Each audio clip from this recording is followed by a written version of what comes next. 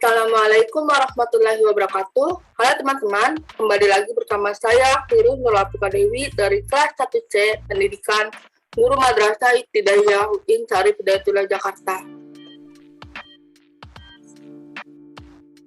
Di video kali ini saya akan membahas tentang sistem pencernaan manusia. Jangan lupa ditonton sampai habis ya. Terima kasih. Yang pertama, saya akan membahas tentang organ sistem pencernaan makanan. Organ sistem pencernaan makanan yaitu ada 7.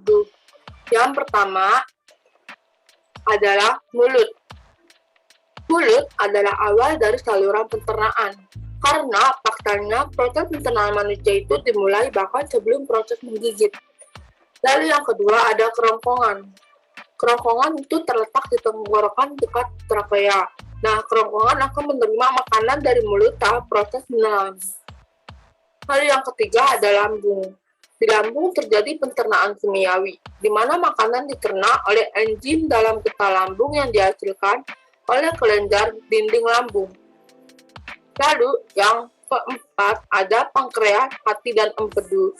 Hati adalah organ pelengkap dalam sistem pencernaan karena akan membentuk cairan empedu yang diperlukan dalam proses pencernaan lemak. Lalu yang kelima ada usus halus. Usus halus merupakan organ pencernaan yang terletak di antara lambung dan usus besar. Bentuknya itu berupa saluran dengan panjangnya sekitar 670 cm sampai 760 cm. Selanjutnya ada usus besar. Usus besar adalah organ pencernaan yang terhubung dengan usus halus. Jadi sisa makanan yang tidak bisa dicerna atau diserap oleh tubuh lalu akan diteruskan ke usus besar. Lalu yang terakhir yaitu anus. Proses pengeluaran sisa-sisa makanan yang sudah tidak diperlukan melalui organ anus. Karena anus adalah jalan pembuangan sisa makanan yang tidak terpakai oleh tubuh dan gas-gas yang berbau disebut tinja. Slide selanjutnya adalah proses pencernaan. Proses pencernaan makanan adalah serangkaian kerja tubuh untuk mengubah makanan yang dimakan menjadi bentuk yang lebih sederhana, sehingga dapat diterap di usus halus. Zat makanan yang mengalami proses pencernaan di dalam tubuh antara lain yaitu karbohidrat, protein, dan lemak. Sedangkan nutrisi berupa vitamin, mineral, dan air tidak mengalami proses pencernaan. Proses pencernaan makanan pada manusia dapat dibedakan menjadi 2 macam, yaitu proses pencernaan mekanis dan proses pencernaan kimiawi atau enzimatis.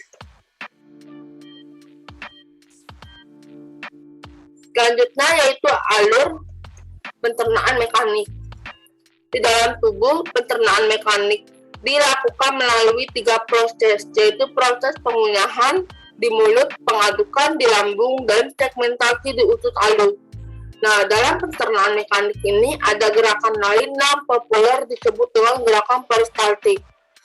Gerakan ini merujuk pada meremas-remas secara tak sadar oleh otot esofagus, lambung, dan usus untuk memesan makanan, sehingga makanan itu bisa turun melewati sistem pencernaan.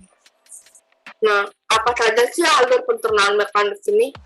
Yaitu, yang pertama ada mulut, ada kerongkongan, ada lambung, ada usus halus, ada pankreas, ada hati, ada kantong empedu, ada usus besar, dan yang terakhir adalah anus.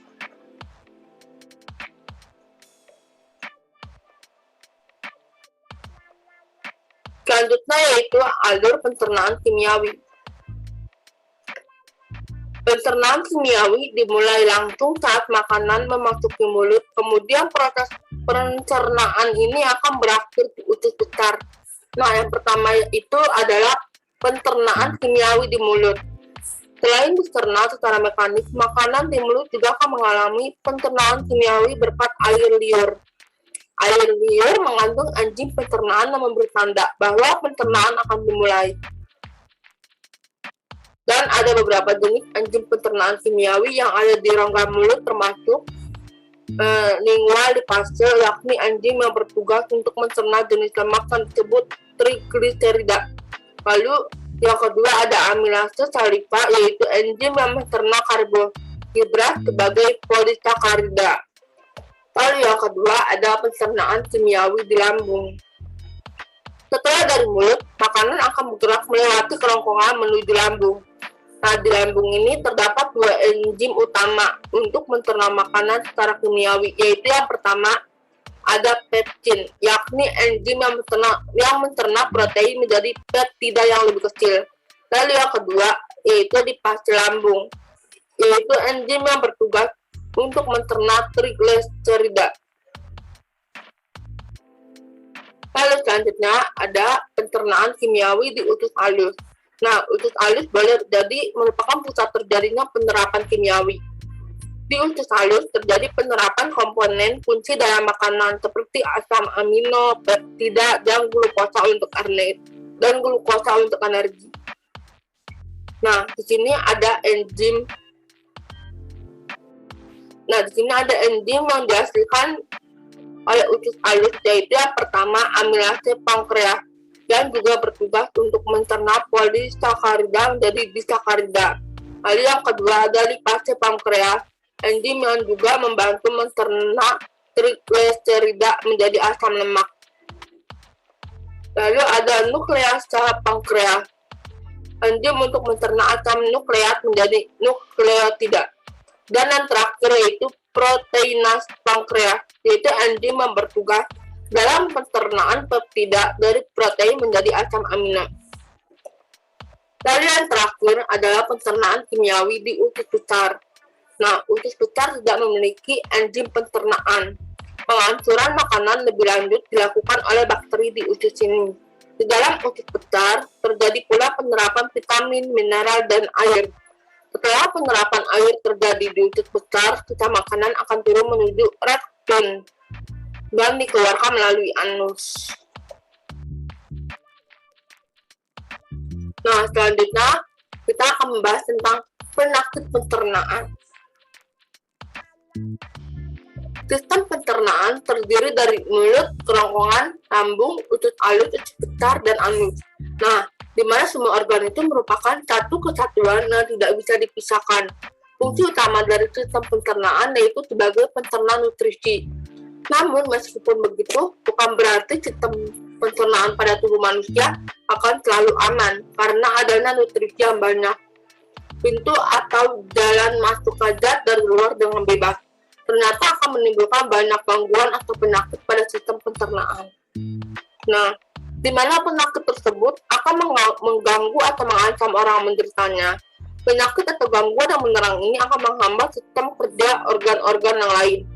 Ada beberapa penyakit yang akan mengancam sistem pencernaan manusia, yaitu yang pertama adalah diare. Diare merupakan salah satu gangguan sistem pencernaan yang banyak dialami, di mana gangguan pencernaan ini akan membuat perut terasa mulas dan feses penderita menjadi encer. Gangguan ini terjadi karena selaput dinding usus besar si penderita mengalami iritasi. Nah, ada beberapa hal yang menyebabkan seseorang menderita diare, yaitu salah satunya karena penderita mengkonsumsi makanan yang tidak higienis atau mengandung kuman, sehingga dengan begitu gerakan peristaltik usus menjadi tidak terkendali, serta di dalam usus besar tidak terjadi penerapan air. Nah, jika feses penderita bercampur dengan nanah atau darah, maka gejala tersebut menunjukkan bahwa si penderita mengalami disenteri, yang mana gangguan itu disebabkan karena adanya infeksi bakteri Shigella pada dinding usus besar orang yang menderitanya. Lalu selanjutnya ada radang usus buntu. Radang usus buntu adalah gangguan atau penyakit yang satu ini menyerang usus buntu. Nah, di mana keadaan ini terjadi karena usus buntu terinfeksi oleh bakteri. Radang usus buntu terjadi karena lubang antara usus buntu dan usus besar tersumbat oleh lendir atau disabai. Dan yang terakhir ada tarik awan.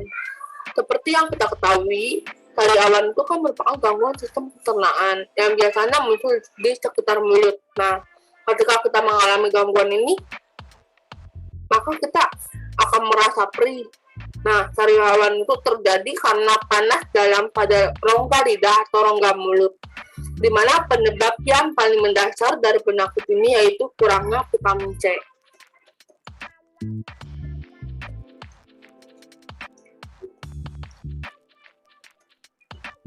Baik, itu saja yang bisa saya bahas. Apabila ada kesalahan, mohon maaf. Wassalamualaikum warahmatullahi wabarakatuh. Terima kasih.